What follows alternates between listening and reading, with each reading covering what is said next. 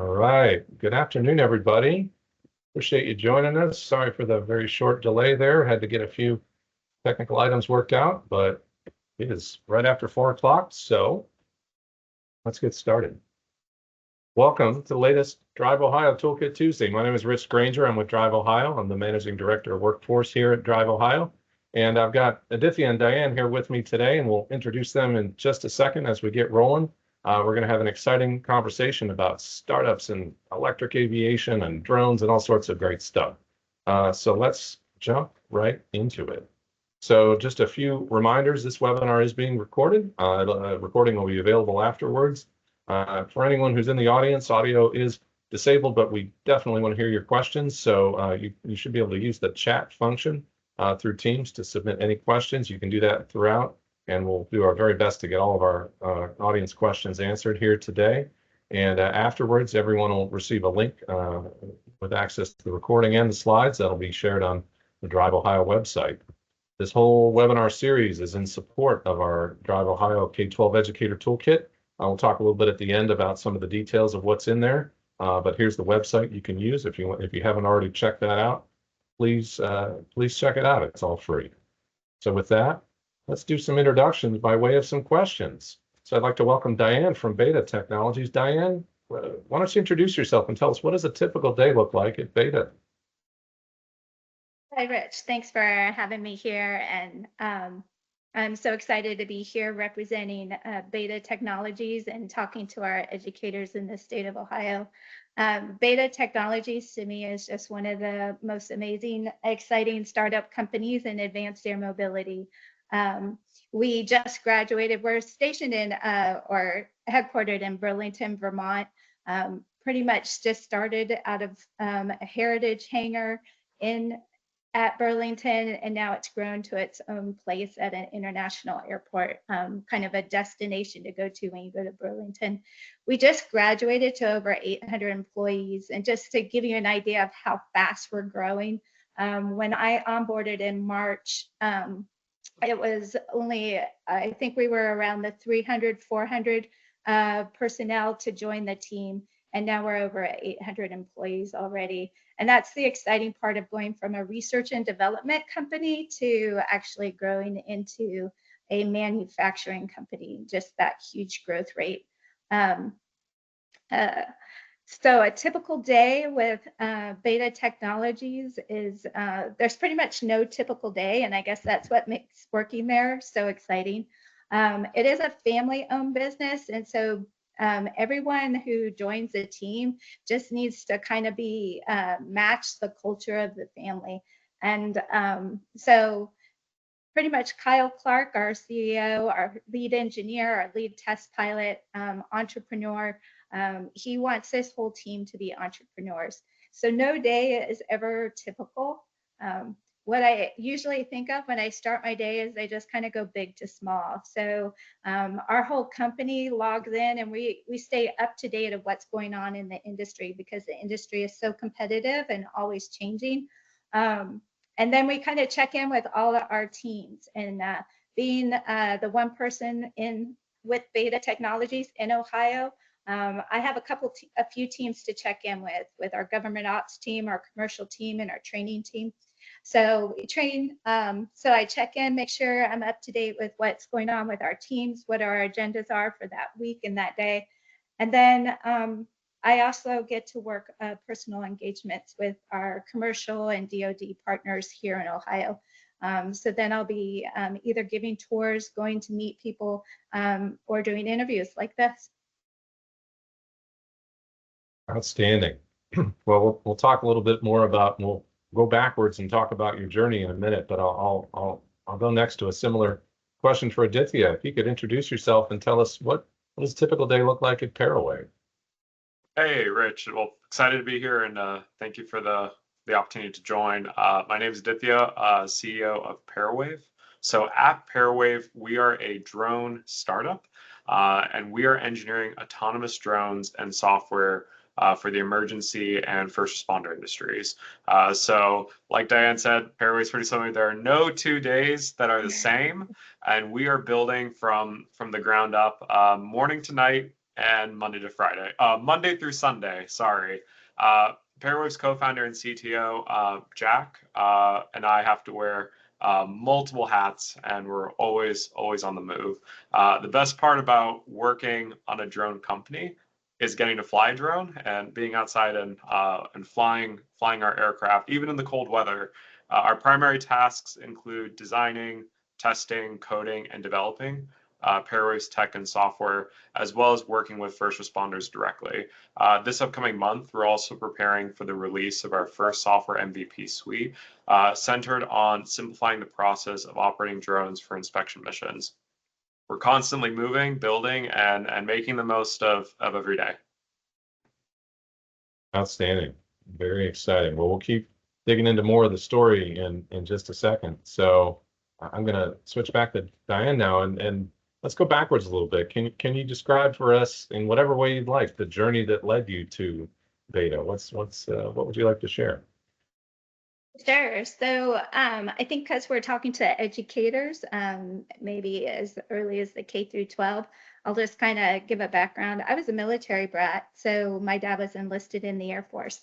So I ended up traveling the whole world. I was actually born in Africa, did my elementary years in Australia.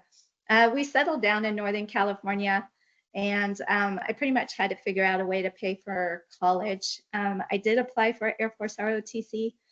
They told me I needed to study electrical engineering specifically to get a full scholarship. So I pretty much thought I could do anything for 4 years. But I actually really enjoyed it. My one regret through that experience was I never got the hands-on learning. Fortunately, the Air Force thought I'd make a better pilot than a electrical engineer. So, and Congress actually, which I'm very thankful to our legislators at the time, opened up women going into combat aircraft. So I went on to graduate pilot training for the Air Force and got a follow-on to the A-10. I did 2 operational tours in the A-10. Probably the climax of that was 9/11, my second assignment, and we were the first fixed wing to forward deploy into Afghanistan. So following that, that tour, I actually volunteered to go back and be a primary flight instructor for the Air Force. And I got to do that. I retired the T-37 and brought the T-6 on, and really seeing the transition from those 2 primary trainers. And that's kind of became my real passion, was teaching people how to fly. I did take a career pause to raise children and support their father as he retired in the military. We actually ended up retiring back here at Wright Pat. When I wanted to get back into flying, I used my GI Bill through Sinclair to start flying. I was just going to side hustle as a flight instructor, just to be near airports and airplanes again. And during one of my courses, I actually did a background course on airport operations, and I had to pick an airport, and I'd heard about advanced air mobility going on here at Springfield. I came out here and did a tour. Seth Timmerman, the current airport manager back in 2020, gave me a tour. He showed me what our competitor, Joby and BETA Technologies are doing. And I was so excited about BETA Technologies. There was a company that just seemed to be building the whole ecosystem, not just the aircraft, but the charging systems. And actually they were just breaking ground in the office I'm in right now, which is a proof of concept vertiport here at Springfield Beckley Airport. I just continued to follow BETA. I was really excited about what was going on. I couldn't believe more people in Ohio were not talking about advanced air mobility. And I was bringing people in to do tours here at BETA. I continued to flight instruct for Sinclair and for for other airports as flight schools as well. I did decide that I needed some full-time work, and so I joined the National Aviation Hall of Fame, implementing their education program, but really had a hunger and thirst for airports. And fortunately, just by continuing to follow BETA, when this position in Ohio opened up, I actually got a by name request to come interview for the job, and I landed at BETA and excited about it. What an amazing story. Well, we're so glad you're here. in Ohio. Thank you for your service. Thank you for everything you're doing for education. And I'm going to guess that this is right now, around the world, the only live broadcast happening from a vertiport. Does that sound right? We say Yeah, that? my kids are convinced I have the coolest office. Very, very cool. Well, that is amazing and inspiring. Thank you for sharing that. So, Aditya, same question, similar question. Tell us about the journey that's led you to ParaWave. I know it's been a very exciting few years for you so far. Let's hear the story. So it's been an incredible past few years. So our journey started back when we were students with very strong and proud Buckeye roots. So ParaWave's co-founder Jack and I met back when we were undergraduate students at Ohio State studying aerospace engineering. We both have a ton of passion for drone technology, and we were very involved back when we were students. So on Jack's end, he had interned with NASA, other startups, and research teams. His work revolved around building and testing novel AI systems, drone software technologies, and building drones hands-on. On my end, I founded Ohio State's first drone competition team, which proudly placed first, beating the University of Michigan with an autonomous drone built from scratch. I've also conducted research for drone detection software, as well as interned as a federal employee with the Federal Aviation Administration's UAS Integration Office, specifically in the Research Engineering and Analysis Division. So taking our passions for the drone space, we wanted to do something meaningful with it, and we wanted to support first responders in the work that they do. But neither Jack or I have any first responder experience, so it was really crucial and critical that we speak to local first responders in our community who were a foundation and a huge inspiration for the work that ParaWave's doing, as well as providing invaluable feedback as we launched ParaWave back when we were students. And when we were students, we were selected to join Ohio State's inaugural President's Buckeye Accelerator, which awards a select few ventures with non-dilutive funding while students are simultaneously completing their degrees. So the entrepreneurial bug really bit us, and we went from being student entrepreneurs and full-time students to being full-time entrepreneurs after graduation. And we're super excited to be building drone tech and software to support first responders in the work that they do and help build safer communities. But yeah, every day is different, and we're super excited to be on the entrepreneurial journey that we are. That's amazing. Well, congratulations on all that. And I gotta ask, does Brutus sign the check? Who signs the giant check? We did not see who had signed the check, but Brutus was very happy to give it to us. And also on the name on the check it says Firefight Arrow. So when we actually competed in the President's Buckeye Accelerator competition, we competed as Firefight Arrow, and then we rebranded to ParaWave. But yeah, Brutus was fantastic, and the picture off to the right with Jack and I kneeling next to our first MVP drone, that was taken right outside of Scott Lab, which was the mechanical and aerospace department. That's also bottom left is a picture with us and Dean Howard. We're super grateful to be on our podcast.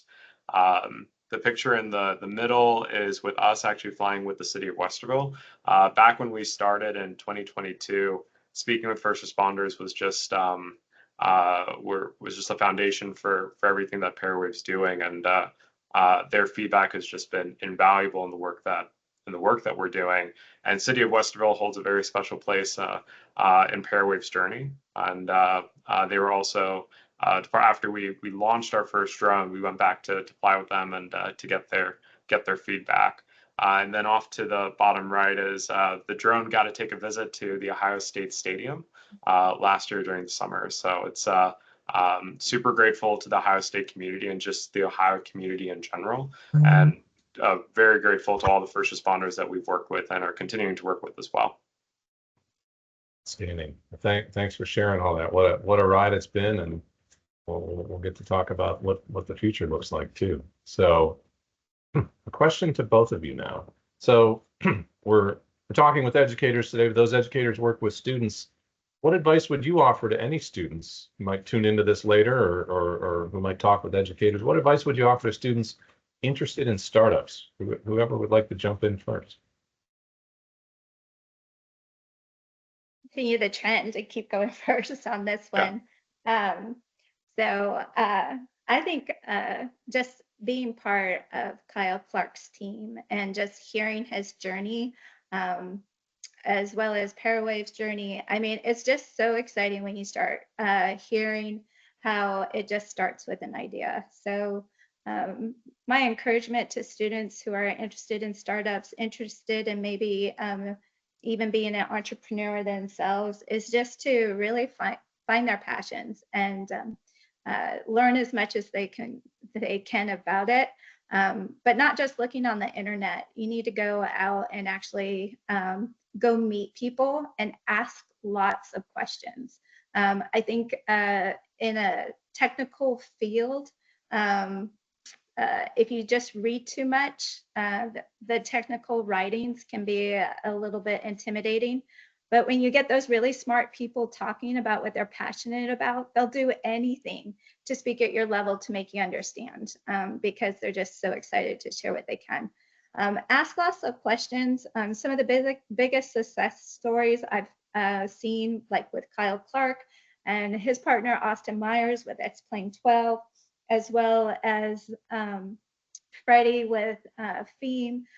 They just always started by following their passions and then finding a place where there just seems to be a gap, like no one's doing something in this area, and just being willing to kind of start exploring and building something. Kyle once said in one of our whole team meetings that we call in every week, he once said, you should wake up every day and want to build something. And it doesn't necessarily mean build something of physical presence or maintain something. It could be building a relationship. And that really spoke to me. So I just encourage students, get out of your screens, go take that risk and start talking to people.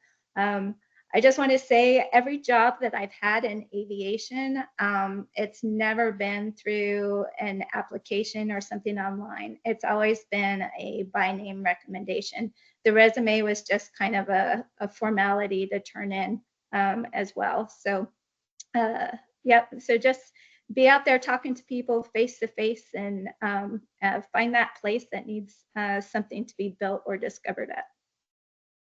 Wonderful. Yeah, go for it. Oh, sorry, Rich. So advice for students interested in startups, I'd say focus on solving real problems, but more importantly, identify a problem that you're passionate about solving, and a meaningful mission will keep you motivated, especially during those challenging moments or 1 a.m. working sessions. Be persistent. Building a startup is a marathon, not a sprint. Perseverance is key. Being a lifelong student, learning never stops. Being resourceful and embodying a scrappy mindset. Have fun, make mistakes, and sometimes the best lessons happen in moments of setbacks and failures. So embrace that failure, embrace the journey, and commit yourself to being a lifelong student. All great advice. I've heard it said sometimes is get out of the building and get out there and picking problems and solving them. And I heard you both say focus on what matters to you. That's great career advice no matter what you're doing. So that's outstanding. So our next question. Now we're flipping our focus back to our educators in the audience. So what advice would you offer to educators who are interested in any of the stuff we're talking about here? Drones, electric aviation, all this technology. What's some advice you could share with educators? Again, whoever would like to jump in first. I'll let you go first this time. Yeah, for sure. So, I mean, the US and AM space, it's such a fun, exciting, and dynamic field. There's a huge need for a future US and AM workforce talent, and that inspiration happens back when you're a student. I would reflect back during my K through 12 years and also my college years too. Like, I've had some very grateful to have had some incredible teachers and experiences that were really transformational for for me in my and kind of formulating what I was passionate about and the experiences that I sought out too. So I'd say for any educators that are interested in, doing any activities with their students in the drone and electric aircraft, space, I would say, looking back on my experiences, I always enjoyed hands-on learning experiences where I got to try, build something, make mistakes, try again, learn from my peers. So I'd say experiences or opportunities where students can work with real-world projects. They can build something, they can break some things too, and then build again. And then I'd also say problem solving. There's so much potential with the US and AM space, and there's a lot of problems, but with problems comes the desire for solutions or ways to tackle those problems. So I'd say opportunities where students can tackle very ambiguous problems and they are creative in driving their own solutions or what they think would work well. And sometimes there isn't a right or wrong answer, it's just trying. And I think that if we can encourage more students to try and embrace that fear of failure, we're going to see some pretty awesome things happen in the aviation space. Oh, I so agree with what you're saying. When I first moved to Dayton, I started doing a lot of research. I just thought the history of aviation, just with the Wright brothers, is so fascinating. And at the time, I was currently homeschooling my kids, and I just wanted to know, like, what set up the Wright brothers to be able to solve the heavier than air controlled flight problem. Why were they the ones able to? And when I learned a lot about their history, they were pretty much homeschooled entrepreneurs who just were given plenty of time to think and to build. And it's really exciting. It's everything you just said. And so I encourage teachers to get outside of the classroom. Just like we gave advice to the students to go build something, the teachers too be involved. Ask the students a lot of questions and give them time to find the answer. They don't need to find that answer right away, but it really gets their brains thinking. But I also encourage our educators to start being entrepreneurs. We're in the third revolution of aviation. It started with flight, then with the Wright brothers, and then went to the jet age. And now we're hitting this advanced air mobility area. And along that, especially with COVID coming online, education is really taking on a new look. It's really becoming very hands-on. I think there's so many opportunities for our educators to start being entrepreneurs as well. And if your passion is aviation, then bring an airport or bring a aviation class to where there are actually hands-on flying and competitions going on. Bring that right to your school, or bring a school to one of your local airports. Help your students find their airport. There's a study where most Americans live 16 minutes from an airport. I bet a lot of your students don't know where that is. The other part I realized when I was working with the National Aviation Hall of Fame is, I was building out these STEM kits for 30 students per classroom. And I realized that I could have more exponential effect by connecting with one educator, because I just thought about how many touch points. If one educator is excited about aviation and thinking creatively, they're going to have a profound impact in 30 touch points with at least 30 students, right? So educators, reach out to industry and come learn as much as you can, and you'll be excited about that exponential effect on your students. It's wonderful advice from both of you. Thank you. And I have a few more. The one thing I thought of too, I'm sorry, Rich, is No, yeah, go ahead. BETA Technologies does something amazing. We get free flight training. Every employee, no matter what your job is. The idea is we're going to build the best aviation platform, as much as we know about aviation. So it is Kyle's passion to make sure we know as much and get as much exposure to aviation. So we can get free flight instruction from private pilot to fixed wing to rotary wing, now to powered lift, all the way up from private pilot all the way up to ATP. And I encourage our educators to do the same, but let's write our legislators. Let's become the first state that offers free flight instruction for our educators if they're interested. Wouldn't that be cool? That would be amazing. So you heard it here. Let's start the conversation. And in the meantime, we do have some great audience questions that I think build on what you both were just talking about. So I know we have a few other prepared questions we'll try to get to, but I want to make sure we weave these in. So I'm just going to read these off real quick, and we can get your feedback on both of these. So from Jonathan, a couple questions here. So are there some industry standard professional certifications or industry credentials that our students should pursue while in high school? Now, Diane, I know you were talking about flight training. We've also got the FAA Part 107, and even before that, the Recreational Trust Certificate, right? Other thoughts you'd like to add on certifications we should be encouraging?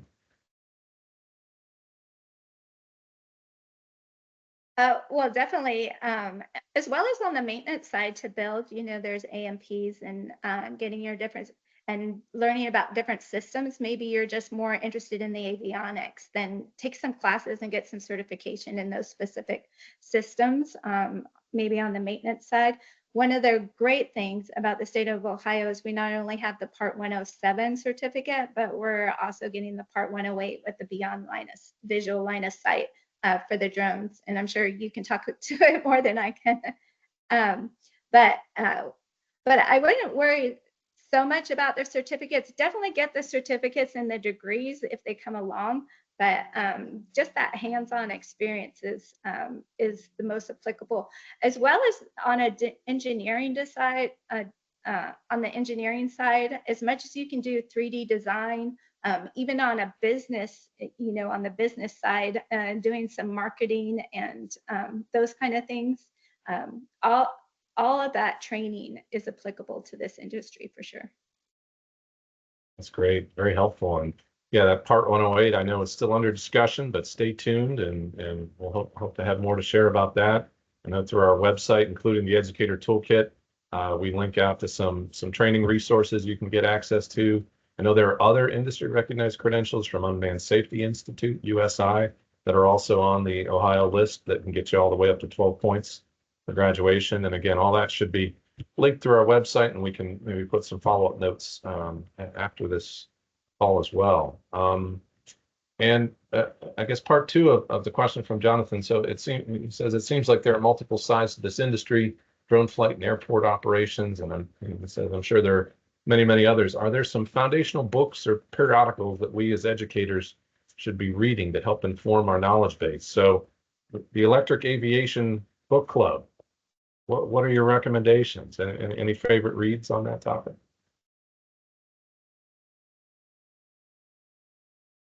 I'll let you answer. Yeah, I was actually just thinking of,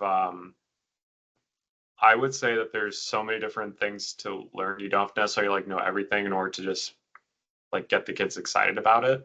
There are, there's a lot of different YouTube videos. There's a lot of like websites that, like, let's say for coding for software too, like how do you build your own ground control station, or how do you like navigate those different things, or even like buying off the shelf drones where you can piece it together and then go out and fly it. Like there's I would say that there's a lot of small activities or small things that can be introduced, and also figuring it out together. There was one teacher and group that I connected with, and it's like a teacher and it's like a few students, and they're just working on a drone project for the year, but they're figuring it out as they're going. And it's not a thing of like all the solutions are there and like it's being shared throughout the year. The teacher and the students are figuring it out together. And I really the mindset and the learning mindset that's being embraced by the group, I found it just to be incredible. It's like a growth mindset of like, all right, it's not like 1, 2, 3. It is like, let's explore, discover, and then try again. Or let's go out and fly, or let's put this together. Wait, let's research this, or hey, let's read this article, or hey, let's look at this YouTube video, or hey, like let's study this project, or these resources here and there. So it's like it is a total like it's trying everything and anything simultaneously. So and that's the fun of it too. When I started up Buckeye Vertical, which was Ohio State's first drone and advanced air mobility competition team at Ohio State, there were no resources or a pre-existing student group that was a platform for students to learn about the drone space and the advanced air mobility space. And I was like, all right, we got to make it happen. Let's go. Let's figure this out. Got a great group of students together, and we figured it out. And we reached out to other faculty members at the university, other industry partners as well, and they were just super supportive and willing to help. And I think it also kind of bleeds into the community. There's a lot of different groups throughout Ohio doing a lot of great things. Even in like asking, like, hey, like, do you mind coming into my classroom to talk to the students, or would you be willing to like facilitate like an activity with the students? I mean, the community collaboration is just incredible all throughout the Midwest, and there's a lot of people that are willing to support and help each other. So I would say that I'm hopeful that maybe there will like exact curriculum where like everyone can download it. It's like a set course. Maybe every high school has a drone course or electric aircraft course to get students excited about it. But while we're still a work in progress on that, I'd say that there's a lot of resources. It just takes a scrappy mindset to piece it together. Awesome. And when I taught a private pilot at Sinclair, I just always started each class with just asking the students to tell me, what they found interesting going on in aviation in the news. And usually that just provoked a lot of conversation. And then the students would go and just discover more when something interests them. So it's hard to really narrow it down to one source because there's so many ways. I would just say, don't stop. Once you find something interesting, just keep learning about it and see where it takes you, looking online, watching YouTubes. If you find a company that fascinates you, just follow that company, see what they're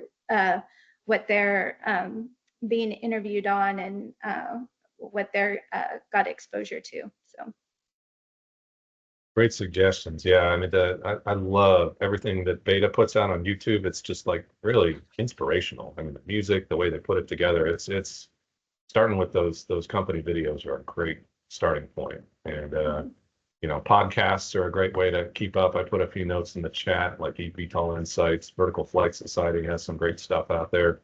You can find a technical document, the FAA Vertiport Design Guidance. It's not a light read, but sometimes giving students a chance to learn how to sift through and find the most important stuff, maybe flip the question back on the students, go discover, come back to us, and then we all kind of grow our reading list, so to speak. So I'm going to toggle back real quick to our prepared questions. I know we've gone just slightly over, but great discussion, and we'll do kind of the speed round here. So if you could each both share with us, what are some student initiatives you're currently supporting? And I think just based on this picture, Diane, maybe we'll start with you. Sure. Well, that's an exciting picture because that's some of Ohio's best aviation colleges that we invited up to BETA in Vermont. And so there's now that, and I'm working here right next to NAMC, the National Advanced Air Mobility Center of Excellence. We're just really encouraging just a whole consortium of all the awesome aviation universities, OSU, Sinclair, OU, UC, Bowling Green, it's Kent State. There's just so many exciting universities, and getting them to work together, come together all around advanced air mobility and really doing something special for our state and our nation as well by bringing that. So partnering with the universities is one of those initiatives that and really trying to link them to BETA Technologies and our subject matter experts. I'm also working with tech centers in different regions. Butler Tech is really excited. I just joined their board for future jobs, just exploring what advanced air mobility, what kind of future jobs are going to come out of this. And Butler Tech is really leading the edge on that. The other thing for the K through 12, I'm partnering with you, Rich, and bringing one of our subject matter experts, Dr. Steve Folan, who works energy, our batteries, and we're going to partner with you guys with the Ohio STEM Learning Network Design Challenge for 2025-26. So we're really excited to be doing that, as well as partnering with AirCamp.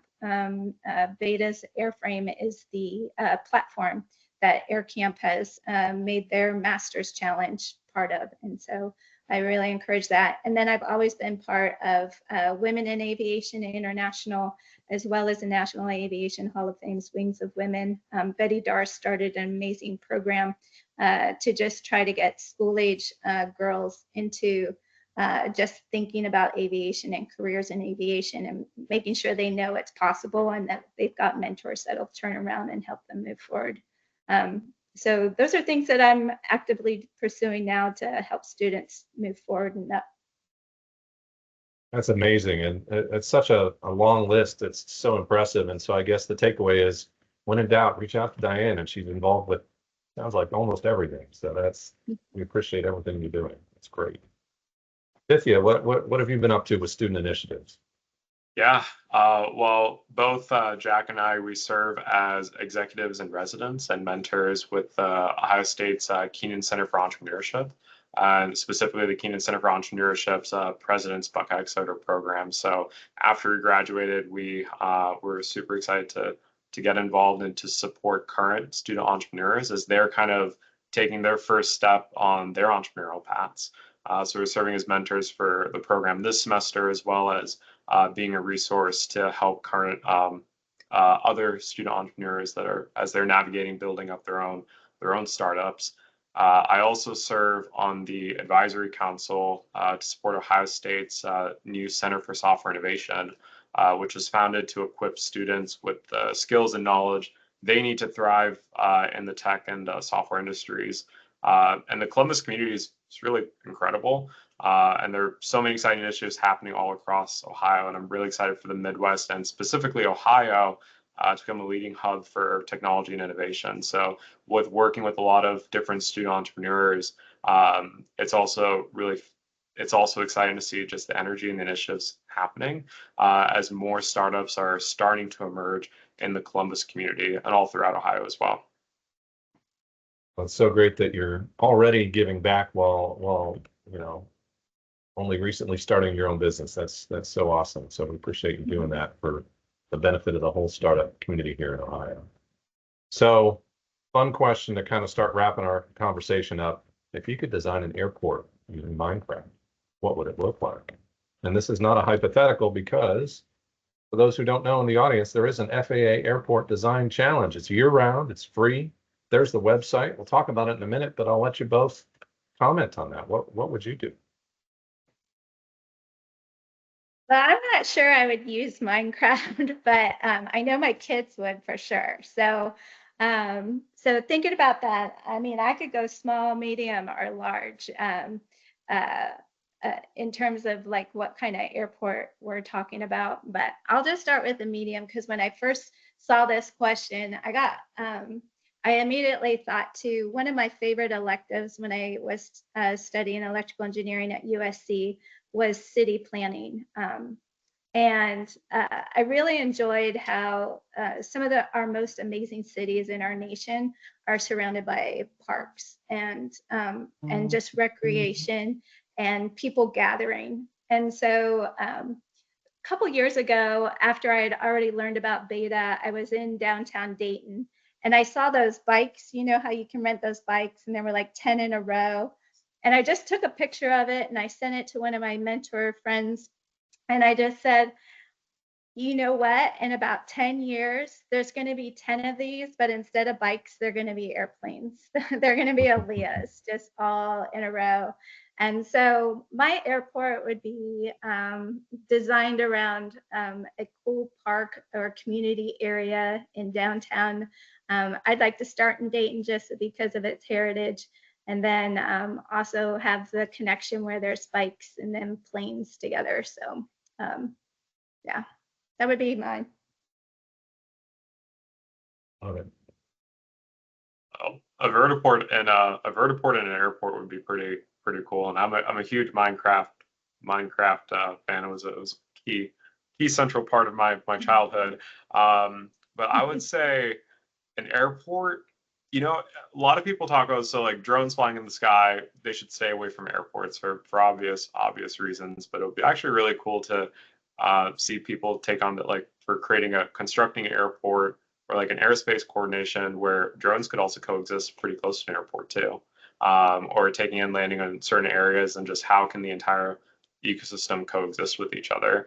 It sounds like an impossible challenge, but I would say that I'd argue that anything's possible. So how can airport ecosystems expand where multiple different types of aircrafts, and who knows, maybe after drones and AM aircrafts fly over, maybe a different type of aircraft will emerge too. So how are we constructing a space that also allows for other emerging technologies in the future to populate as well? Those are great starter ideas. Here's an example of what's been published from other states. Here's a behind the scenes look of what this airport design challenge includes. I've just started to explore some of the educator content myself. We've got our team taking a closer look at this. And in the meantime, as part of our educator toolkit, you can find this on our website. We've published kind of the Ohio starter guide for this airport design challenge. So for anyone who's thinking about trying this out with your students, whether it's in an after school setting, in a classroom, summer programs, even at home, we've got some resources for you that you can check out. And we want to hear what you're up to. Send us a note, tag us on social media. We want to see as many Ohio schools as possible going after this challenge. And I think this helps to answer one of the questions that we didn't quite have time to get to from the audience about how can just any school, whether it's STEM designated or not, whether it's career tech or not, how can you get some of this integrated? I think these are some pretty accessible ways to start a conversation about aviation and aerospace career pathways, even if you don't have flight instruction and things like that. So as we're wrapping up here today, I want to say thank you to both of our guests. This has been such a wonderful conversation. You can see we had a lot to talk about. And for anyone who wants to learn more about the DriveOhio Educator Toolkit, we mentioned this earlier. You can find this on our website. There's the drive.ohio.gov/toolkit. It's all free. We just ask you to sign up so you can get the latest updates and all that content you can explore, including this drones and air mobility landing page, which is just one of the latest features we've added to the toolkit recently here. And then coming soon, we'll have another conversation in February, talking with some friends from University of Cincinnati about some hands-on learning they've created around the topic of connected and automated vehicles. So we hope you'll join us for that next conversation. You can find recordings of all of our webinars on our website. You can find them on YouTube as well. We've got a playlist there, so you can go back and check out previous episodes and learn more about ways you can bring all these free resources into your classroom, into your after-school program, into your summer programs throughout Ohio. So we're wrapping up here today. I want to say thank you again to both of you. Any closing thoughts you wanted to share with our audience as we wrap up? Well, thank you, Rich, and thank you to all the educators out there. You're the backbone. You're the backbone for innovation. I reflect back to some of the teachers that I've had during my K through 12 and college years, and I would not be the student or the person I am today without some of those teachers. So thank you to all the educators for the work that you do. You really are the backbone for the U.S. Yeah, I definitely agree with what you just said. Thanks, Rich, for this opportunity. And to the educators, please reach out. I'd love to help you stay inspired and point you in the right direction so you can inspire your students. We appreciate your work, and you really are building the workforce for not just Ohio, but for America as well. So thank you. Thank you both. I couldn't agree more. And that's a great way to end it. Thanks everyone for joining us, and we'll see you again next time. Thank you. Take care. Thank you. Thanks, Rich. Thank you.